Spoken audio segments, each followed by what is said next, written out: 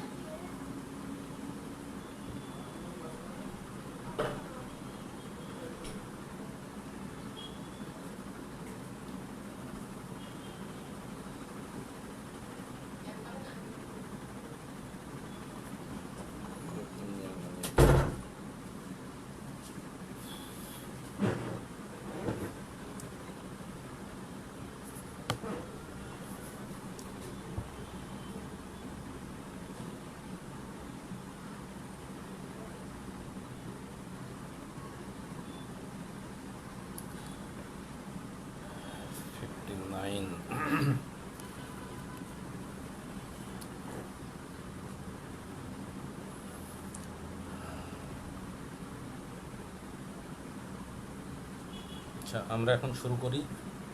আমাদের টপিক ছিল violent অ্যাসফিক্সিয়াল death. তো ভায়োলেন্ট অ্যাসফিক্সিয়াল ডেথের এদিকে গতদিন আমরা হ্যাঙ্গিং, স্ট্রাঙ্গুলেশন এবং ট্রমাটিক অ্যাসফিক্সিয়া শেষ করছি। আচ্ছা, আজকে আমরা পড়ব ড্রাউনিং। তো এখানে পড়বো এখানে ডেফিনেশন জানবো, টাইপ জানবো, তারপরে এর প্যাথোফিজিওলজি জানবো, সাইন অফ ড্রাউনিং জানবো, মেকানিজম অফ ড্রাউনিং, এবং শেষে জানবো অটোপসি ফাইন্ডিং। তো এখন ড্রাউনিং ডেফিনেশন হলো, it is a form of violent asphyxia in which exchange of gas by air between the atmosphere and lung is prevented by rush of water into the respiratory tract due to submersion of the body into the liquid or any other fluid media. তো type, ড্রাউনিংয়ের type দুই ধরনের, একটা typical drowning, একটা atypical drowning.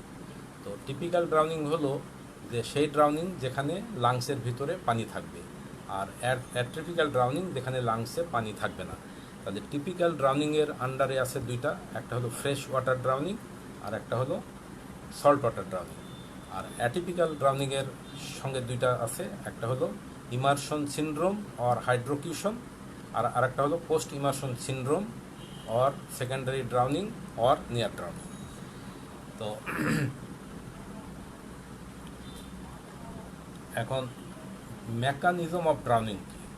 Mechanism of drowning আমরা একটা কথা আগে থেকে এইভাবে শুনি যে sinking drinking water, sinking drinking water. ওই কথাটা যদি আমরা এখানে নিয়ে আসি, আমরা যদি একটা পেপসির, কাঁচের পেপসির বোতল, খালি বোতল যদি পানিতে আমরা দিই, পানিতে ফেলে দিই, তাহলে কী হবে? প্রথমে এটা একটু ভাসার পরে একটু মুখটা উপরে আসবে, পানি নেবে, নেওয়ার পর একটু ডুবে যাবে, আবার উঠবে, আবার পানি ঢুকবে ভিতরে, এইভাবে আলটিমেটলি এটা ডুবে যাবে। ঠিক এরকমই ড্রাউনিংও তাই, যে ড্রাউনিংয়ে যখন একটা মানুষ পানিতে পড়ে যায়, সেখানকার হচ্ছে যে যারা সাঁতার জানে তাদের ব্যাপার আলাদা, যারা সাঁতার জানে না এবং পানিতে যারা পড়ে তাদের এরকম ঘটনা ঘটে। প্রথমে কি হয়, সে পানিতে পড়ার পরে তার ইনার্সি অফ মোশন অনুযায়ী, তার বডি ওয়েট অনুযায়ী সে পানিতে পড়ে একদম চলে যায়, ডিপে চলে যায়। ডিপে যাওয়ার পরে সেখান থেকে সে বাউন্স করে উপরে ওঠার চেষ্টা করে, এবং এই উপরে ওঠার সময় সে আশেপাশে যা পায় তাকে গ্রিপ করার চেষ্টা করে। তো এখানে মাটি হলে মাটি, সাইডের মাটি, খড়কুটা যেটা পায় গ্রিপ করার চেষ্টা করে। তারপরে সে ব্রিথ হোল্ড করে উপরে ওঠার চেষ্টা করে। তারপরে সারফেস লেভেলে আসার পরে তখন সে শ্বাস নেয়। শ্বাস নিতে গেলে তখন দেখা যায় মুখটা যেই পানির উপরে বা পানির সঙ্গে সঙ্গে আছে, তখন কিছু পানি ঢুকে এবং কিছু বাতাসও ঢুকে। ঢুকলে তখন আবার সে এই পানি ঢোকার জন্য লাংস একটু ভারী হয়ে যায় তখন সে আবার সিঙ্ক করে, আবার সে ওইভাবে উঠতে চেষ্টা করে। ওঠার পরে যখন আবার উঠে তখন এবার যখন রেসপিরেশন নেয় তখন আগের থেকে বেশি পানি ঢুকে অল্প বাতাস ঢুকে। এইভাবে 2বার 3বার 4বার করার পরে সে কিন্তু এর মধ্যে সে হয়ে যায় সে ক্লান্ত হয়ে যায়, আলটিমেটলি লাংসেও প্রচুর পানি চলে যায় এবং সে আর উঠতে পারে না, তারপর তো ড্রাউনিংয়ে মারা গেল। এখন এই যে এখানে ড্রাউনিংয়ে মোটামুটি আমাদের ব্লাড ফ্লুইড ভলিউম হলো 6 লিটার। তো মোটামুটি 2 মিনিটের মধ্যে এইভাবে ড্রাউনিংয়ের 2 মিনিটের মধ্যে এর 70% পানি, মানে 6 লিটারের প্রায় 4 লিটার পানি এর মধ্যে ঢুকে চলে যায়। তো এই হলো আমাদের ড্রাউনিংয়ের মেকানিজম। তো এখন ড্রাউনিংয়ের সাইন কি, একটা ড্রাউনিংয়ের বডি আসুক সে লিভিং অর ডেড। এখন এটা ড্রাউনিংয়ের বডি লিভিং অর ডেড যাই হোক, এখন আমি কী সাইন সেখানে পাবো? যে সেখানে সাইন পাবো, প্রথমেই পাবো যে এক্সটার্নালি তাকে যখন দেখবো তার কি পাবো, তার বডিতে বা ক্লচিংসে থাকবে মাড থাকবে, সিল্ড থাকবে বা স্যান্ড থাকবে। ওই যে মাটিতে ছিল, যে পুকুরে বা নদীতে ডুবছে সেইখানের যে মাটি, স্যান্ড, এইসব তার বডিতে পাবো এক্সটার্নালি। আর পাবো কি, যে তার আমরা হাতে গ্রিপ করা দেখবো কোনো কিছু, মানে এটা হলো ওই যে আমাদের ইনস্ট্যান্টিনিয়াস রাইগরের জন্য সে যেটা গ্রিপ করছে এখানে ইনস্ট্যান্টিনিয়াস রাইগর থাকবে, কোনো কিছু তার হাতে গ্রিপ করা দেখতে পাবো। আর কি পাবো, এখানে পাবো যে তার এটা যেহেতু ড্রাউনিংয়ের কজ অফ ডেথ হলো অ্যাসফিক্সিয়া, সাইন অফ অ্যাসফিক্সিয়া পাবো।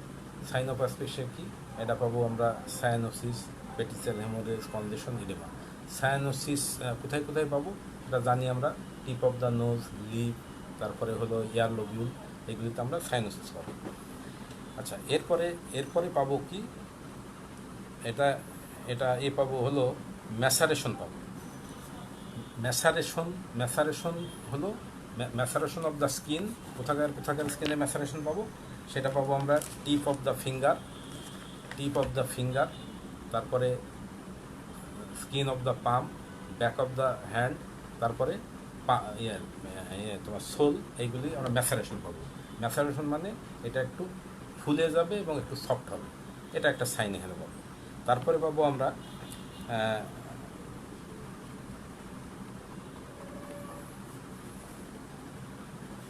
কিউটিস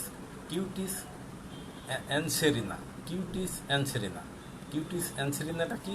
কিউটিস অ্যানসেরিনা হলো যে আমাদের বডির হেয়ারের প্রত্যেকটা হেয়ারের সঙ্গে আছে একটা ইরেক্টর পাইলোরাম মাসল। এই ইরেক্টর পাইলোরাম মাসলগুলি কী হয়, কন্ট্যাক্ট করে। যখনই ড্রাউনিং হয় পানির টাচে আসলে তখন এগুলি কন্ট্যাক্ট করলে এটাকে তখন আমরা এটা পাই, এটাকে একটু মানে রেস্ট পাই, একটু রেস্ট পাবো। এটাকে বলছে কিউটিস অ্যানসেরিনা, বা একে গুজ ফ্লেশ, মানে গুজের চামড়া যেমন থাকে সেরকম গুজ ফ্লেশ বলে হয়। তাহলে আমরা এখন কী পেলাম, প্রথমে পেলাম মাড আর স্যান্ড পেলাম তার ক্লোথিং এবং বডিতে, তারপরে সায়ানোসিস পেলাম, সাইন অফ অ্যাসফিক্সিয়া পেলাম, তারপরে ম্যাসারেশন অফ দ্য স্কিন পেলাম, তারপরে কিউটিস অ্যানসেরিনা পেলাম। এরপরে আমরা পাবো টিপিক্যাল হাইপোস্টেসিস। তা হাইপোস্টেসিস টিপিক্যাল কোথায় পাবো সেদিন আমরা বলছি যে আফটার ডেথ যখন মানুষটা পানিতে ভাসে তখন তার হাত, পা এবং মুখটা নিচের দিকে থাকে, তাহলে আমরা হ্যান্ডে, ফুটে এবং ফেসে আমরা হাইপোস্টেসিস পাবো। আর পাবো ফ্রোথ from the mouth and nostril. তাহলে এই কতগুলো সাইনে আমরা আসলাম এই ড্রাউনিংয়ের বডি। তো এখন ড্রাউনিংয়ের প্যাথোফিজিওলজি কী? তো প্যাথোফিজিওলজি হলো যে ড্রাউনিং আমরা পাইছি একটা ফ্রেশ ওয়াটার ড্রাউনিং, একটা সল্ট ওয়াটার ড্রাউনিং, দুইটার প্যাথোফিজিওলজি একদম অপোজিট। তো এখন একটু এরকম মনে রাখবো, বইয়েভাবে লেখা আছে। এখন ধরো যদি ফ্রেশ ওয়াটার ড্রাউনিং হলে এটা ড্রাউনিংয়ের পরে তার লাংসে বাতাসের পরিবর্তে পানি যাবে। পানি গেলে ফ্রেশ ওয়াটার হলো এটা হাইপোটনিক দেন ব্লাড।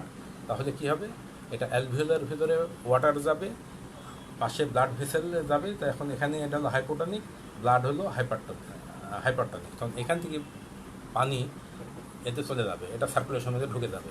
কত, মোটামুটি 70%, যত তার ভলিউম আছে তার 70% পানি চলে যাবে। তাহলে কী হলো, হাইপার ভলিউমিয়া হলে রেড সেলগুলি এ হবে, এগুলি হবে, এগুলি এনলার্জ করবে, এগুলি সোলেন হবে, পরে রেড সেলগুলি রাপচার করে দেবে, বাস্ট হয়ে যাবে। রেড সেল রাপচার করলে এখান থেকে পটাশিয়াম বাড়ায় আসবে, তাহলে আমাদের ব্লাডের কী হলো, হাইপার ভলিউমিয়া হলো প্লাস হাইপার ক্যালিমিয়া হলো। এর হাইপার ভলিউমিয়া আর হাইপার ক্যালিমিয়ার জন্য এটা হার্টে গিয়ে হার্টের ইনসাল্ট হবে, তখন ভেন্ট্রিকুলার ফিব্রিলেশন হবে।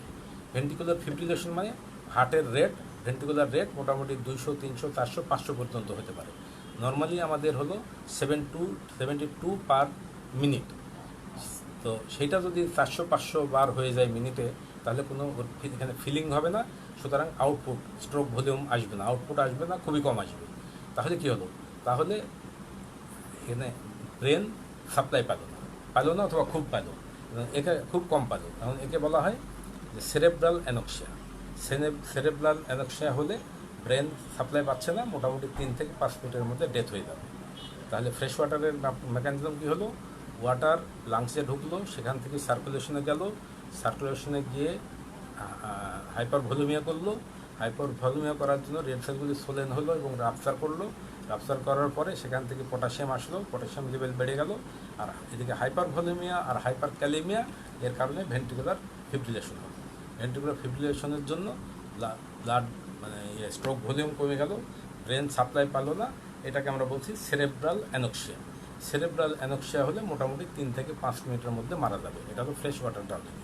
ঠিক এরকমই যদি সল্ট ওয়াটার ড্রাউনিং হয়, সেখানে এটা হলো ওয়াটার হলো হাইপারটনিক, দেন ব্লাড এটা যখন যাবে লাংসে যাওয়ার পরে ওর পাশে অ্যালভিওলের মধ্যে গেল, পাশে ব্লাড আছে, এটা হাইপারটনিক, সুতরাং ব্লাড থেকে ফ্লুইড বাড়ায় চলে আসবে আমার লাংসের ভিতরে, এসে লাংসটা তো ভলিউমিনাস হলো আর ব্লাডের ভলিউম কমে গেল, তাহলে কী হলো, ওটা হলো হাইপোভলিউমিয়া হয়ে গেল। হাইপোভলিউমিয়া হয়ে যাওয়ার জন্য কী হবে, সেখানে ইয়েগুলো আরবিসিগুলি ক্রিনেটেড হবে, শ্রিঙ্ক করবে। এখন এই হাইপোভলিউমিয়া প্লাস ক্রিনেটেড আরবিসির জন্য এখানে গিয়ে তখন হার্টের সাপ্লাইটা কমে যাবে। হার্টের সাপ্লাই কমে গেলে এটা হলো কার্ডিয়াক অ্যানোক্সিয়া। ওখানে হয়েছিল সেরেব্রাল অ্যানোক্সিয়া, এখানে হলো কার্ডিয়াক অ্যানোক্সিয়া। কার্ডিয়াক অ্যানোক্সিয়ার কারণে এটা মারা যাবে। তাহলে কার্ডিয়াক অ্যানোক্সিয়া হলে মারা যাবে 8 থেকে 12 মিনিটের মধ্যে। তো এখন তোমাকে যদি প্রশ্ন করা হয় যে কোনটাই ডেথ আর্লিয়ার হবে, তাহলে এটা সেরেব্রাল অ্যানোক্সিয়া আর্লিয়ার হবে ফ্রেশ ওয়াটার ড্রাউনিংয়ে, আর এখানে কার্ডিয়াক অ্যানোক্সিয়া হবে, এটা ডেথ ডিলে হবে, এটা হলো সল্ট ওয়াটার ড্রাউনিংয়ে। তো এখন এর মধ্যে আছে এখন যে ড্রাউনিং যদি হয় তাহলে মানুষ মারা যাবে কতক্ষণের মধ্যে মারা যাবে, বা মানে কী কারণে মারা যাবে। তো এখন যদি এটা আমরা আসি, তাহলে আমরা এটা 5 ভাগে মনে রাখবো। যে একটা হলো ডিউ টু ন্যাচারাল ডিজিজ, প্রথম কথা আনবো আমরা, died due to natural disease before falling into the water. পানিতে পড়ার আগেই ন্যাচারাল ডিজিজের কারণে মারা যেতে পারে। সেখানে কী কারণে, সেটা হতে পারে মাইকোডাল ইনফেকশন বা ইসকেমিক হার্ট ডিজিজ। আর একটা হেডিংয়ে হবে যে died from the natural disease while is in the water. ওয়াটারে গিয়ে যখন সে বাউন্সিং করতেছে, উঠতার চেষ্টা করতেছে, তখনই তার আবার যদি মাইকোডাল ইনফেকশন বা থাকে ইসকেমিক হার্ট ডিজিজ থাকে, তখন ওই ডিজিজটা ফ্লেয়ার আপ হয়ে তখন মারা যেতে পারে। আরেকটা হলো যে died from injury before he is in the water. পানিতে পড়ার আগে যে কোনো কারণ তাকে অ্যাসল্ট করলো, ইনজুরি হলো, হয়ে পানিতে পড়ার আগেই সে মারা গেল। আরেকটা হতে পারে যে died from the injury while he is in the water. দেখা গেলো যে পানিতে পড়ার আগে তার কোনো ইনজুরি নেই, কিন্তু পড়ার পরে কোনো একটা সলিড কিছুর সঙ্গে মাথায় লাগলো, হেড ইনজুরি হলো, বা কোনো কিছুতে লাগলো, ওখানে হেড ইনজুরি বা যে কোনো ইনজুরি হয়ে মারা যেতে পারে। একটা হলো যে died from the effects of immersion not due to drowning.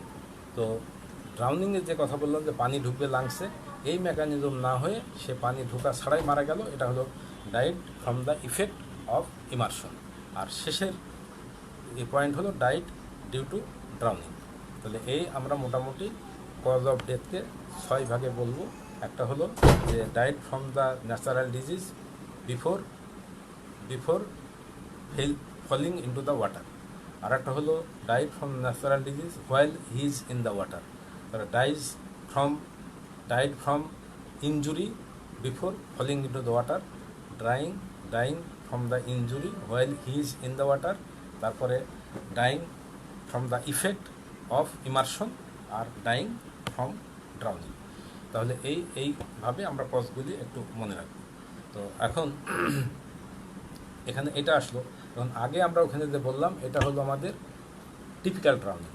Typical drowning মানে যেখানে লাংসে পানি ঢুকবে। পরে যে দুটা কথা বললাম অ্যাটিপিক্যাল ড্রাউনিং, সেখানে বলছিলাম ইমারশন সিনড্রোম আর পোস্ট ইমারশন সিনড্রোম। ইমারশন সিনড্রোমটা কি? ইমারশন সিনড্রোম হলো সে পানিতে পড়লো এবং তাকে উঠায় আনা হলো, কিন্তু সে মারা গেল ড্রাউনিংয়ের কারণে না। এখানে কি কারণ? এখানে দুইটা কারণ হতে পারে। একটা, যখনই সে ড্রাউন্ড হচ্ছে, যখন কোল্ড ওয়াটারে পড়তেছে, অথবা সে যখন মানে হয়ে ক্রোন পজিশনে পড়তেছে, তো তখন কোল্ড ওয়াটার যদি এদিকে স্কিনে, ইয়ারড্রামে, নোজে, মাউথে প্রবেশ করে, তাহলে ভ্যাগাস নার্ভ স্টিমুলেট হয়। তো ভ্যাগাস নার্ভ স্টিমুলেট হলে ভ্যাগাল হার্ট স্ট্যান্ড স্টিল হয়ে যায়, সে মারা যায়। এই একটা কারণ। আর আরেকটা কারণ হলো যে পানি যদি মুখে ঢুকে, তাহলে এনরাশ অফ ওয়াটার হলে ল্যারিঞ্জিয়াল স্পাজম হবে। ল্যারিঞ্জিয়াল স্পাজম হলে এখানে অ্যাসফিক্সিয়া হলো, লাংসে পানি ঢুকলো না, সে মারা গেল। এটা হলো আমাদের হলো ইমারশন সিনড্রোম। তাহলে ইমারশন সিনড্রোম মানে সে ডুবলো পানিতে, উঠাও আনা হলো পানিতে, কিন্তু সে মারা গেল আদার দ্যান ড্রাউনিং, মানে লাংসে পানি ছাড়াই মারা গেল। দুই কারণে, একটা হতে পারে ভ্যাগাল ইনহিবিশনে, আর একটা হতে পারে ল্যারিঞ্জিয়াল স্পাজমে। তো ভ্যাগাল ইনহিবিশনের অনেকগুলি নাম আছে। ভ্যাগাল ইনহিবিশন, ভ্যাগাল স্টিমুলেশন, তারপরে প্রাইমারি শক, নিউরোজেনিক শক, আর ল্যারিঞ্জিয়াল স্পাজম। তো ল্যারিঞ্জিয়াল স্পাজম হয়ে অ্যাসফিক্সিয়া মারা গেল। এবার সে যদি এরপরে পানিতে ড্রাউনিংয়ে পড়ার পরে সে তাকে রেস্কিউ করা হলো, হওয়ার পরে তার চিকিৎসা চললো, 24 ঘন্টার মধ্যে সে মারা গেল না। 24 ঘন্টা যদি পাড়ায় যাওয়ার পরে যদি সে মারা যায়, এটা মারা যাবে ডিউ টু কমপ্লিকেশন অফ মানে লাং কমপ্লিকেশনে মারা যাবে। ওখানে নিউমোনিয়া মারা যেতে পারে, তারপরে নিউমোথোরাক্সে মারা যেতে পারে, এই কমপ্লিকেশন অফ লাংসে মারা যাবে।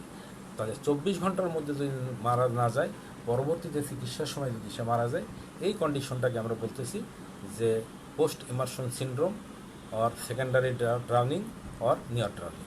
তাহলে এটা আমাদের ক্লিয়ার হয়ে গেল যে টিপিক্যাল ড্রাউনিংয়ে লাংসে পানি ঢুকবে, অ্যাটিপিক্যাল লাংসে পানি ঢুকবে না।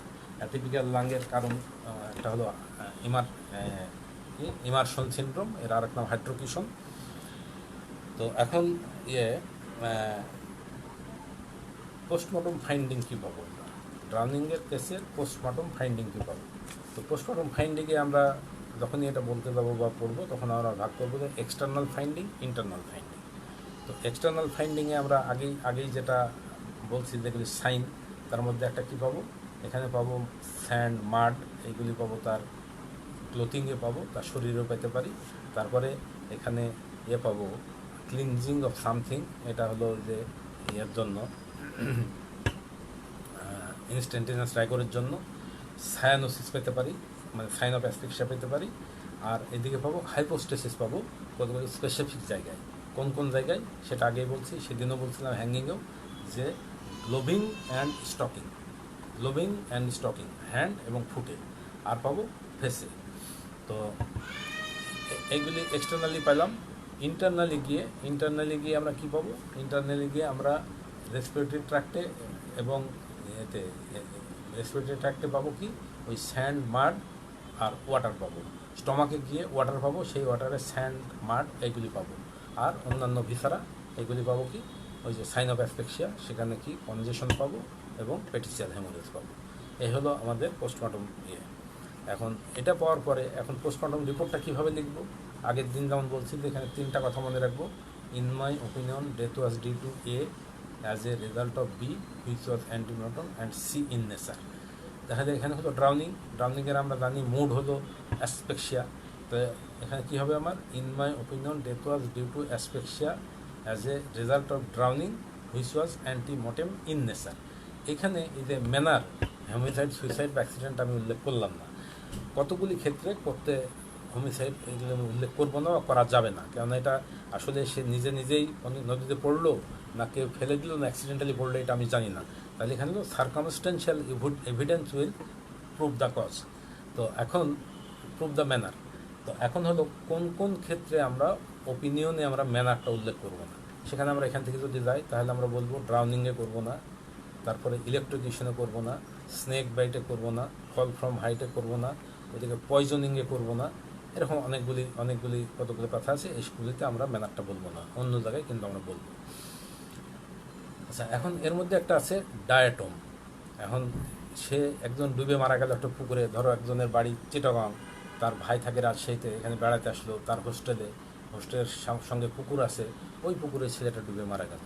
এখন সে এই পুকুরে ডুবে মারা গেল, এখন এই পানিতে ডুবে সে মারা গেছে কিনা এটা কনফার্ম করার উপায়টা কি?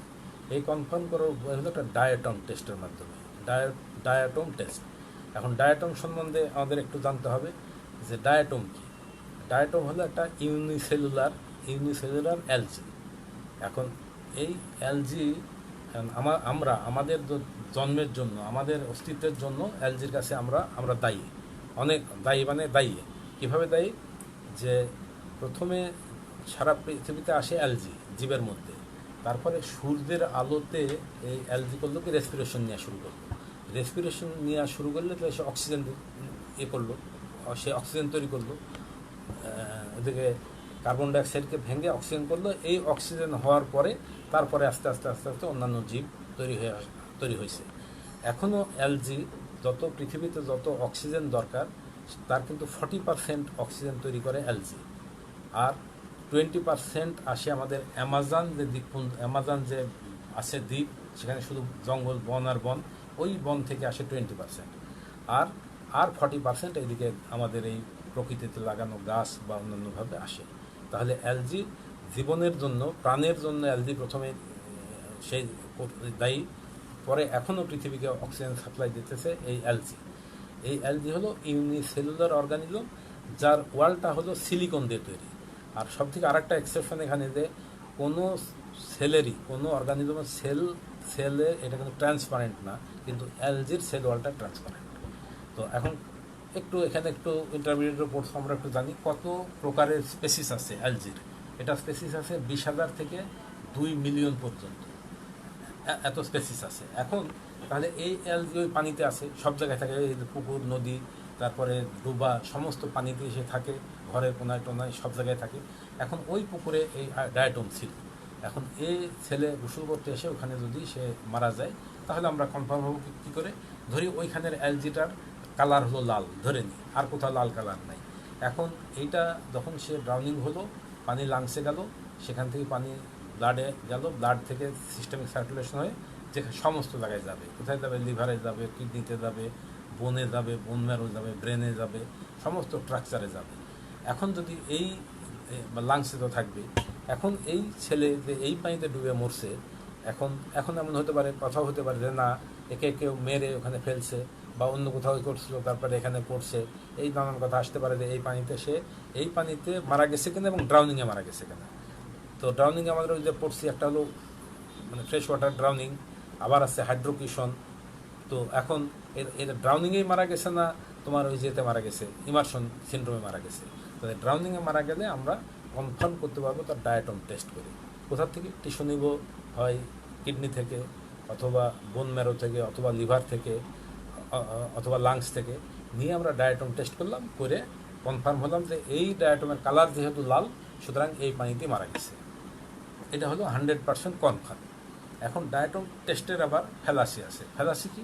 ফ্যালাসি হলো যে এই পুকুরের যদি ওই ছেলে ওখান থেকে আসছে, সে যদি এখানে আরও 5 দিন আগেই আসতো, এসে ওই পুকুরে যদি এর আগে গোসলও করতো, ওই পুকুরে যদি ব্রাশ করে মুখ ধুতো, তাহলে হবে কি? ও তখনই তার শরীরে ডায়াটম চলে গেছে।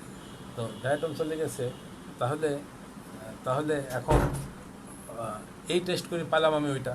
তো এইটা পাইলে ও তো অলরেডি এখানে তো 5 দিন আগেই এই পুকুরে গোসল করছে, তখনই তা ঢুকে গেছে। সুতরাং এখনই যে এই পানিতে ডুবে মরলো, যে ডায়াটম যে কনফার্ম করলাম, তাহলে এটা কনফার্ম কিন্তু হলো না, কেননা এই ডায়াটম এখনের থেকে আগেই তার শরীরে হয়তো থাকতে পারে। সুতরাং এটা দিকে কনফার্ম করা যাবে না।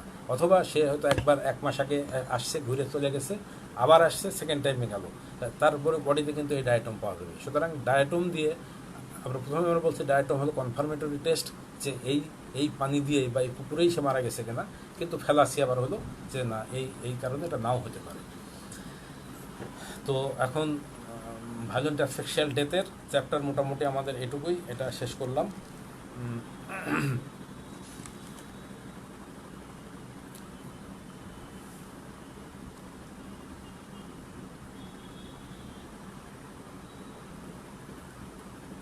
আচ্ছা, এখন দুইটা কথা এখানে বলছি যে ম্যাসারেশন অফ দ্য স্কিন। এখন ম্যাসারেশন অফ দ্য স্কিন, তো ম্যাসারেশন অফ দ্য স্কিন কোথায় হয়? সেখানে একটা হলো ফিঙ্গারের টিপে, পামে, তারপরে ব্যাক অফ দ্য হ্যান্ড আর হলো সোলে। এখন এই ম্যাসারেশন হয়ে যে হবে আর কি, এই স্কিনটা আর কি, এটা কিন্তু ডিগ্লোবিং হয়ে যেতে পারে। এই দেখা গেলো একটা 7 দিন 8 দিন 10 দিন পরে আনার পরে দেখা গেল যে তার এই ডিগ্লোবিং হয়ে এই ইপিডার্মিসটা উঠে গেল। উঠে যাওয়ার পরে আমরা এই ইপিডার্মিস থেকে কিন্তু তাকে আমরা আইডেন্টিফাই করতে পারবো কীভাবে? যে এইখানে যার এই যে ডার্মিস যে উঠে গেছে, এখান থেকে আমরা ফিঙ্গারপ্রিন্ট নিতে পারবো, নিয়ে তাকে আইডেন্টিফাই করতে পারবো।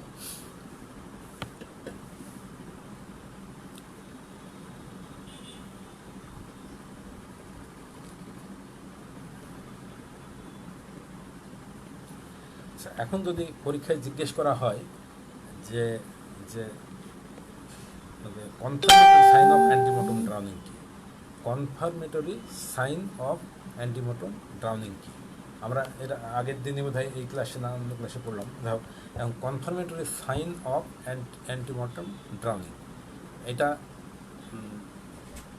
হলো 3টা সাইন আমরা বলবো। একটা হলো cadaveric spasm in the hand, antemortem drowning হলেই সে ড্রাউনিংয়ের সময় যা পাবে সেটা গ্রিপ করার চেষ্টা করবে, তাহলে এখানে ক্যাডাভারিক স্পাজম পাওয়া যাবে। একটা হলো cadaveric spasm in the hand, আর একটা হলো froth from mouth and nostril, আর একটা হলো কিউটিস অ্যানসেরিনা। এই 3টা হলো মানে confirmatory sign of antemortem drowning. এখন এই যে froth from mouth and nostril, এটা ড্রাউনিংয়ে হয়। তো এই ফ্রোথটা কীভাবে তৈরি হয়? এই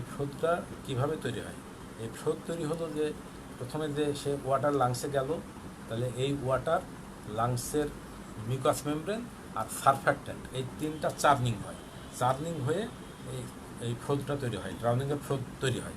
এখন যদি তোমাকে বলে ড্রাউনিংয়ের ফ্রোথটা তুমি ডেসক্রাইব করো, তাহলে আমরা কী বলবো? এখানে বলবো এই ফ্রোথ হবে white, fine, leathery, copious and persistent. 5টা কথা: white, fine, leathery, copious and persistent. এটা কিন্তু আসতে থাকবে। কপিয়াস মানে বেশ পরিমাণ বেশি হবে, আর পারসিস্ট্যান্ট মানে তুমি দেখলে মুছে দাও তাও আসতে থাকবে। এই হলো আমাদের এই ফ্রোথের কীভাবে তৈরি হলো এবং কীভাবে আসে।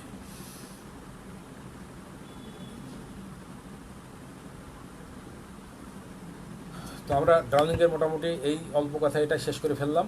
তাহলে এখান থেকে প্যাথোফিজিওলজিটা একটু মানে ফ্রেশ ওয়াটার ড্রাউনিং এবং সল্ট ওয়াটার ড্রাউনিং এটা সুন্দর করে দেখে নেবে। এটা রিটেনে থাকবে, আর এটা ভাইভাতে অহরহ জিজ্ঞেস করা হয়।